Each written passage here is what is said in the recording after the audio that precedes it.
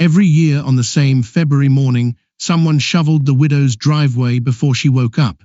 She never saw who did it. For 6 years, she never asked. Margaret was 71 the winter her husband Walter passed, and the first snow that fell after his funeral buried the driveway he used to clear every morning without being asked, whistling some tune she never learned the name of. She stood at the window that first February morning, cane in hand, dreading the walk to get her mail, bracing herself for a task her body simply couldn't do anymore. When she opened the door, the driveway was already clear. Every inch of it, down to the concrete, salt scattered generously across the icy patches near the steps. She assumed a neighbor had done it. She thanked no one in particular that day, unsure who to thank. The following February, on the anniversary of the first snow after Walter's death, it happened again. Margaret woke at 7, looked out, and found the driveway already cleared, the walkway swept, even the little path to the mailbox carved clean through 8 inches of overnight snow. She stood at the window a long time that morning, coffee going cold in her hands, feeling something she couldn't quite name, grief, gratitude, and a strange, hopeful curiosity all tangled together. She asked around the neighborhood that week, carefully, without making a fuss. Nobody claimed it. Her neighbor Dolores across the street swore up and down it wasn't her son, though she admitted she'd wondered the same thing herself, having noticed the cleared driveway from her kitchen window at dawn without ever catching sight of a single soul doing it. By the 3rd year, Margaret stopped asking. She started instead, leaving a thermos of coffee on the porch railing the night before, just in case, without knowing if it would ever be found or used. In the morning, the driveway was clear, and the thermos sat empty, rinsed out, and placed neatly back on the railing. That was the year she started to suspect it wasn't a neighbor at all. Neighbors didn't rinse thermoses. Neighbors didn't move like ghosts. By the 4th year, her granddaughter Ellie, 16 and skeptical of everything, decided she was going to solve the mystery. She set up her old camera on a tripod behind the living room curtains the night before, angled at the driveway, determined to catch whoever it was in the act. The next morning, the footage showed nothing. The driveway was clear by 5 a.m., before the camera's motion sensor had even triggered once. Whoever it was, they moved faster and quieter than a camera could catch, or they'd known exactly where to avoid it. "It's like they know the house better than we do," Ellie said, half joking, half unsettled, scrolling back through hours of empty static. Margaret didn't say much. She just smiled in a way that made Ellie wonder, for the first time, if her grandmother actually knew something she wasn't telling anyone. By the 5th year, Margaret's health had started to decline more seriously. Her hip, her heart, small warnings from her doctor that made Ellie visit more often, made the family quietly worry about how much longer the house and the driveway would really be hers to keep. That February, the snow came heavier than usual, a whole foot overnight, the kind that made the local news warn people to stay off the roads. Margaret woke that morning fully expecting, for the first time in 5 years, that maybe this year it wouldn't happen, that maybe whoever it was had moved away, or grown too old themselves, or simply stopped for reasons she'd never know. She opened the door anyway, out of habit more than hope. The driveway was clear. Not just clear, meticulously clear, edged perfectly along the borders. The salt spread in careful, even patterns she recognized without knowing why she recognized them. She stood in the doorway a long moment, snow still falling lightly around her, and for the first time in 5 years, she said something out loud to no one in particular. "Walter," she said quietly, "is that you finding some way back to me?" She didn't really believe it. But some mornings, believing it a little was the only thing that got her through the day.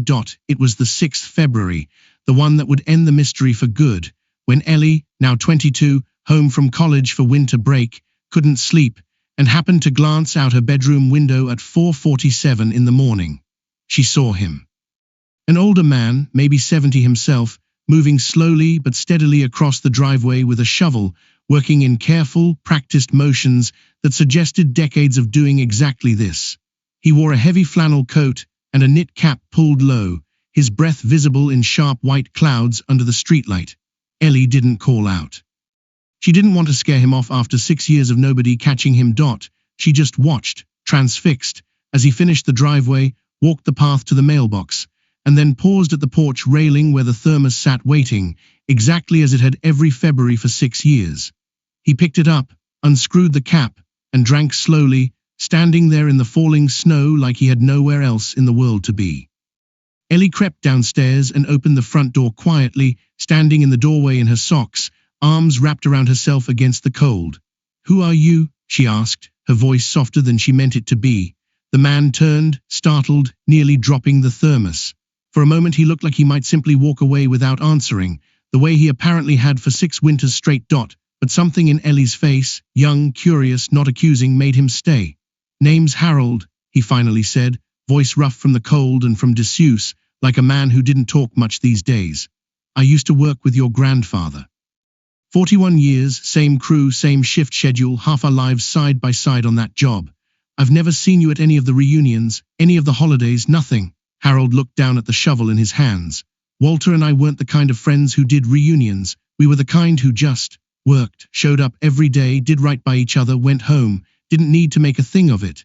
He paused, jaw tightening slightly. "The morning after his funeral, I couldn't sleep.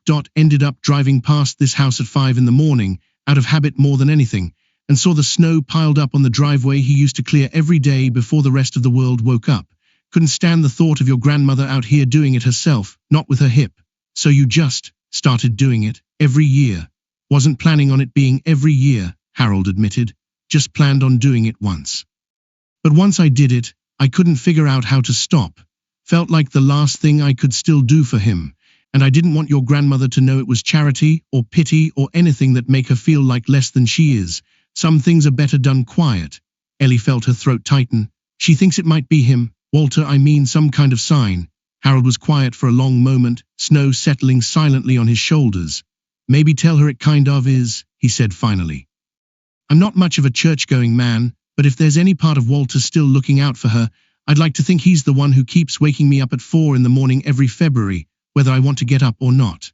Ellie brought Harold inside that morning, snow still on his boots, and made him sit at the kitchen table while she woke her grandmother. Margaret came down in her robe, confused, blinking against the kitchen light, and stopped cold in the doorway when she saw him.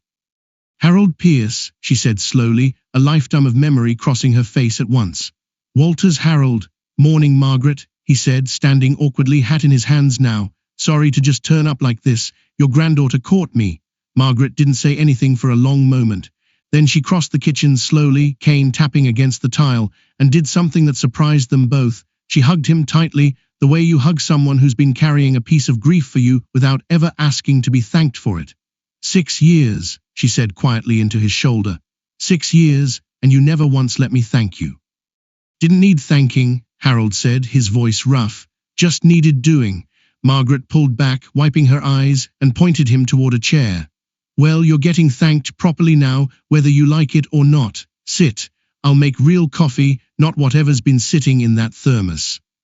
Harold kept coming after that, not sneaking anymore, just arriving Tuesday mornings for coffee, sometimes bringing his own shovel out of habit, even in years the snow was light, sitting at Walter's old spot at the kitchen table like he'd always belonged there, because in the ways that mattered most, he always had. Margaret passed peacefully 3 years later, in autumn, with Ellie and Harold both at her bedside. Harold cleared her driveway one final time that winter, alone, before the house was sold to a young family who never knew the story behind the pristine, perfectly edged driveway they inherited every February morning for exactly 1 year after they moved in, cleared by an old man they didn't recognize, who told them only that he'd promised some old friends he'd keep doing it a little while long. For old time's sake, before he finally, gently let it go.